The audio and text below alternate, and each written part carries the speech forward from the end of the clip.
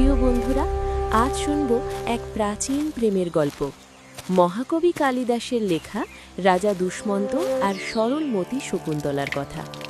রাজা দুষ্মন্ত একদিন শিকার করতে এসে উপস্থিত হলেন মহর্ষি কর্ণের শান্ত আশ্রমে। এই আশ্রমের সৌন্দর্য আমার হৃদয়কে শান্তিতে ভরিয়ে তোলে। চঞ্চল এক তরুণীকে এটা রাজপ্রাসাদের মতো নয়। প্রথম দেখাতেই দুজন দুজনকে ভালোবেসে ফেললেন, ঠিক যেন পূর্বজন্মের বাঁধন। হে সুন্দরী, আপনি কে? আশ্রমেই তারা গন্ধর্ব মতে বিয়ে করে নিলেন।